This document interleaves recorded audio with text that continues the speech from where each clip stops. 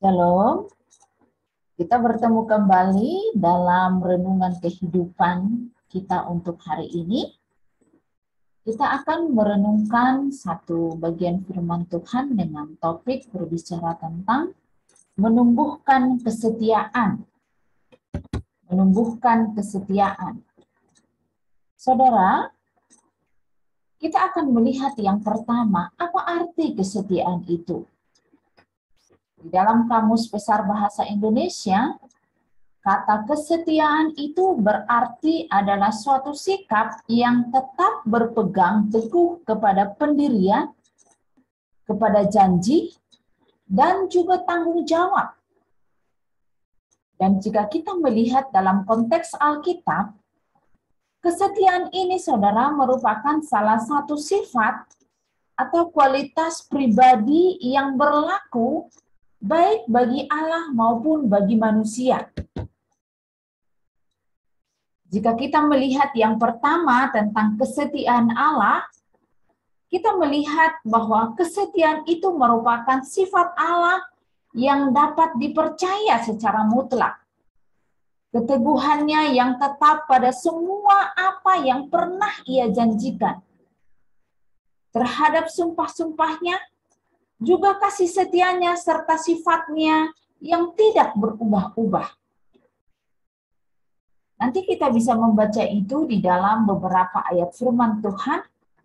Salah satunya itu ada di dalam Ulangan 7 ayat 9, Nehemia 9 ayat 32 sampai 33, dan juga di dalam 1 Tesalonika 5 ayat 24 dan juga 2 Tesalonika 3 ayat 3. Kita akan melihat di sana bagaimana kesetiaan Allah itu nyata.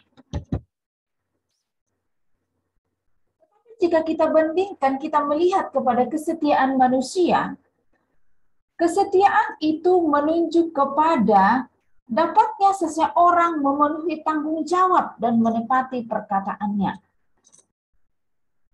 Kita bisa melihat di dalam Alkitab itu, salah satu di dalam 2 Tawarik 34 ayat 10 sampai 12a, dikatakan di situ bahwa orang-orang itu melakukan pekerjaan itu dengan setia. Kemudian di dalam Daniel pasal 6 ayat yang kelima, di situ juga dikatakan sebab ia setia dan tidak ada didapati sesuatu kelalaian atau sesuatu kesalahan kepadanya. Ini berbicara tentang kesetiaan Daniel. Dan yang pertama tadi di dalam 2 Tawarik itu kesetiaan tentang orang-orang yang bekerja untuk membangun bait Allah. Di dalam Matius 25 ayat 20 sampai 21 juga, jika kita melihat di sana juga tentang perumpamaan yang diberikan oleh Yesus di sana, di situ dikatakan tentang hamba yang baik. Baik sekali perbuatanmu itu, hai hambaku yang baik dan setia. Engkau telah setia dalam perkara yang kecil. Nah, jadi berbicara tentang kesetiaan manusia, itu menunjuk kepada bagaimana dia dapat memenuhi tanggung jawab dan juga menepati perkataannya. Tiga hal pokok tentang kesetiaan yang kita mau lihat, saudara. Yang pertama, bahwa kesetiaan itu adalah salah satu sifat Allah yang penting. Di dalam Ratapan 3 ayat 22 sampai 23 dikatakan, tak berkesudahan kasih setia Tuhan. Ya. Di dalam 1 Korintus 1 ayat 9 dikatakan bahwa Allah yang memanggil kamu kepada persekutuan dengan anaknya Yesus Kristus, Tuhan kita adalah setia.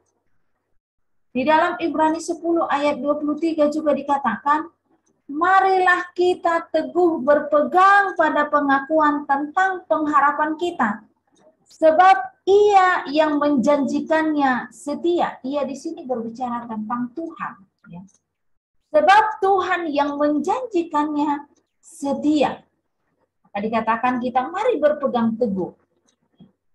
Jadi kesetiaan itu, saudara, merupakan salah satu sifat Allah yang sangat penting yang kita temukan di dalam diri Allah sendiri.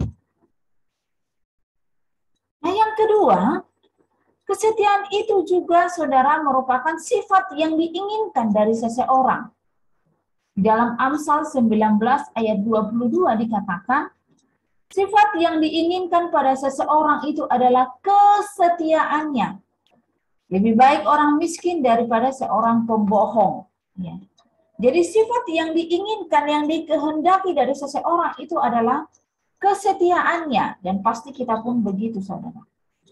Ya, kita sangat menginginkan baik pasangan kita atau siapapun setia terhadap janjinya, setia terhadap perkataannya, atau terhadap tanggung jawabnya. Kemudian yang ketiga, 3 hal pokok tentang kesetiaan. Selain kesetiaan itu adalah salah satu sifat Allah yang penting, kesetiaan itu adalah sifat yang diinginkan dari seseorang. Yang ketiga, kesetiaan itu merupakan salah satu tanda kedewasaan rohani seseorang. Di dalam Galatia 5 ayat 22 dikatakan, tetapi buah roh ialah kasih, sukacita, damai sejahtera, kesabaran, kemurahan, kebaikan, kesetiaan, kelemah lembutan, penguasaan diri. Tidak ada hukum yang menentang hal-hal itu. Nah, ada di sini kata kesetiaan, itulah salah satu buah roh, ya. Dan buah roh ini adalah menunjukkan salah satu tanda kedewasaan rohani seseorang di dalam Tuhan. Ketika dia menghasilkan buah-buah roh, salah satunya itu adalah kesetiaan.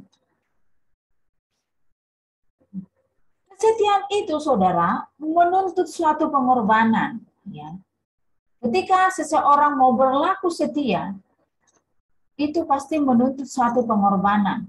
Di dalam Kisah Para Rasul 26 ayat 19 kita baca di situ dikatakan bahwa sebab itu ya Raja Agripa kepada penglihatan yang dari surga itu tidak pernah aku tidak taat. Ya. Jadi di sini ada ketaatan. Ya. Di dalam kesetiaan itu suatu pengorbanan itu adalah bersifat ketaatan. Di dalam 1 Korintus 9 ayat 19 juga dikatakan, saudara, bahwa sebab itu adalah keharusan bagiku, celakalah aku jika tidak memberitakan Injil. Ya. 2 Timotius 1 ayat 11 sampai 12 dikatakan, itulah sebabnya aku menderita semuanya itu. Dan memang konsekuensi daripada kesetiaan itu ada hal yang harus dikorbankan. Melalui ketaatannya kepada Tuhan, ada penderitaan seperti yang dialami oleh Paulus di sini. Ya. Dan juga ada banyak hal yang dia korbankan untuk satu kesetiaan. Baik itu kepada Tuhan maupun kepada sesama kita, saudara.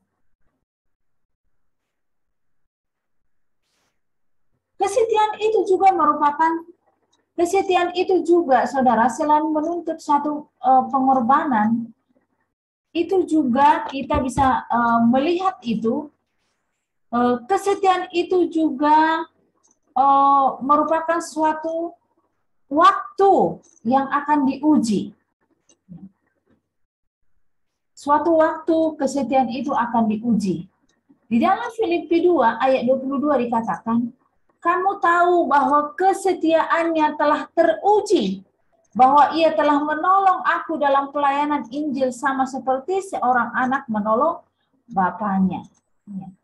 Jadi kesetiaan itu akan teruji oleh waktu.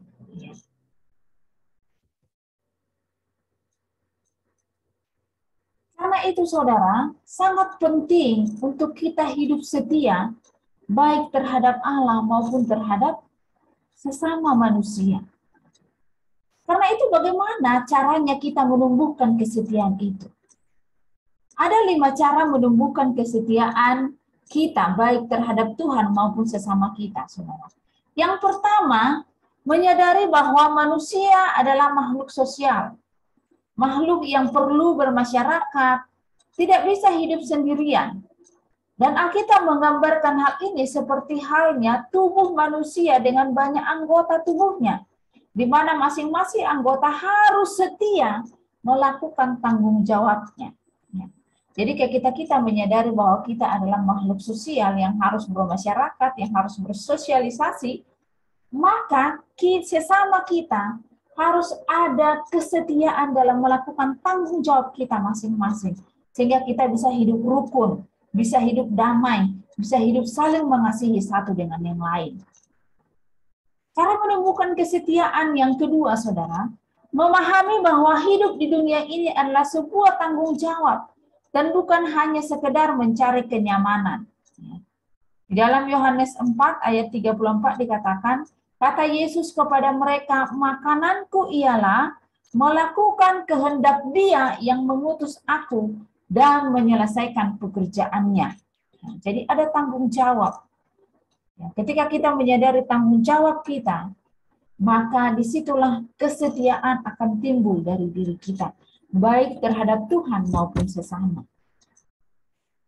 Nah, yang ketiga, cara menumbuhkan kesetiaan dalam diri kita, yang ketiga, saudara, kita harus menyadari bahwa Bapa dan Yesus telah berlaku setia kepada kita.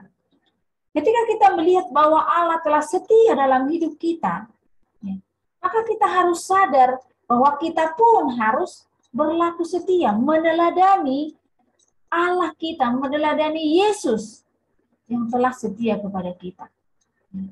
Di dalam 1 Korintus 10 ayat 13 itu katakan, sebab Allah setia. Di dalam Mazmur 145 ayat 13 juga dikatakan, Tuhan setia dalam segala perkataannya dan penuh kasih setia dalam segala perbuatannya. Zakaria 7 ayat 9 dikatakan juga, laksanakanlah hukum yang benar dan tunjukkanlah kesetiaan dan kasih sayang kepada masing-masing. Dalam 1 Timotius 4 ayat 12, jadilah teladan bagi orang-orang percaya, baik dalam perkataanmu, dalam tingkah lakumu, dalam kasihmu, dalam kesetiaanmu, dan dalam kesucianmu. Nah, yang keempat, saudara, cara kita menumbuhkan kesetiaan kita, menyadari bahwa wujud nyata kasih itu adalah kesetiaan. Jadi kalau kita mengatakan kita mengasihi Tuhan, maka wujudnya itu kita harus setia kepada Tuhan. Begitu juga terhadap sesama. Kita bilang kita mengasihi sesama kita, maka wujudnya itu kita harus setia terhadap tanggung jawab kita terhadap sesama. Demikian juga kepada Tuhan. Yohanes 14 ayat 23 berkata, jawab Yesus, jika seorang mengasihi aku, ia akan menuruti firman-Ku, dan Bapa-Ku akan mengasihi dia, dan kami akan datang kepadanya, dan diam bersama-sama dengan dia. Itulah wujud kasih, itu adalah kesetiaan. Nah, yang kelima, saudara, bahwa wujud kasih, cara menumbuhkan kesetiaan itu yang kelima adalah bahwa menyadari bahwa suatu hari kelak semua orang akan diminta pertanggungjawaban atas perbuatannya, saudara. Dalam Roma 14 ayat 12 dikatakan, demikianlah setiap orang di antara kita akan memberi pertanggungan jawab terhadap dirinya sendiri, tentang dirinya sendiri, tentang dirinya sendiri kepada Allah.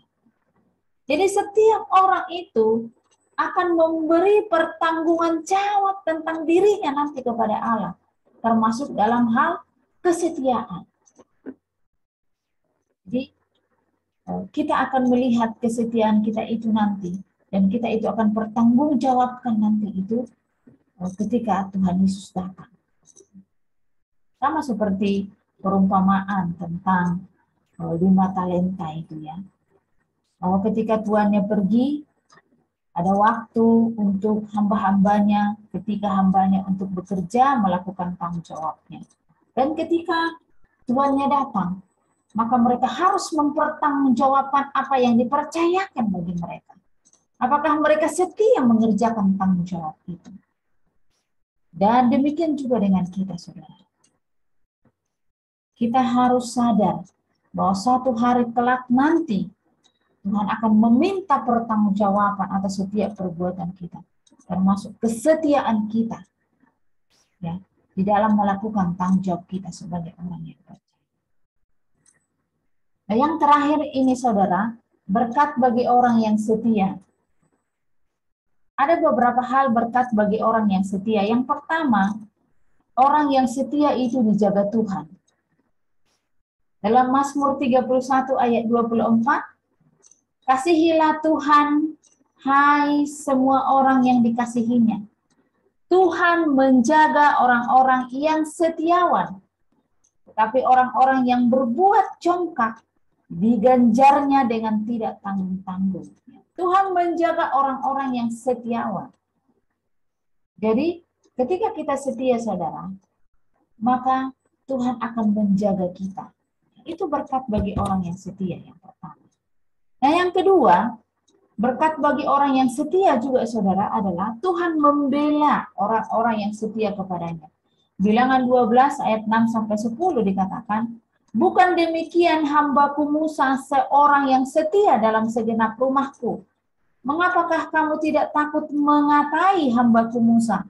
Sebab itu bangkitlah murka Tuhan terhadap mereka, lalu pergilah ia.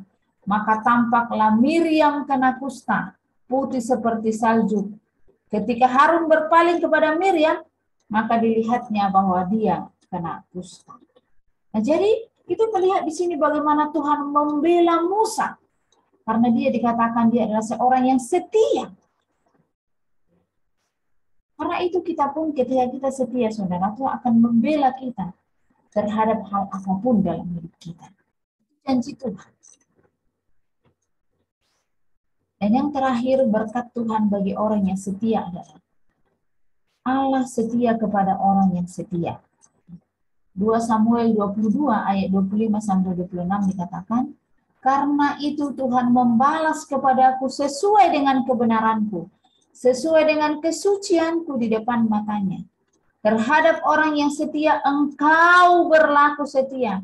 Terhadap orang yang tidak bercela engkau berlaku tidak bercela. Artinya saudara, dari kebenaran ini kita belajar bahwa ketika kita setia kepada Allah, maka dia pun akan setia kepada kita. Karena itu, ketika kita setia kepada Tuhan, ketika kita terus menumbuhkan kesetiaan di dalam hidup kita, percayalah bahwa ada upah, ada berkat bagi orang yang setia.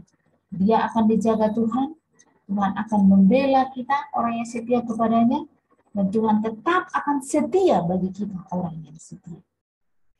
Sekian perenungan kita untuk hari ini. Biarlah kebenaran ini boleh memberkati kita dan membawa kita, mendorong kita, memotivasi kita untuk semakin setia di dalam hidup ini, baik terhadap Tuhan maupun terhadap sesama kita. Amin. Tuhan Yesus memberkati.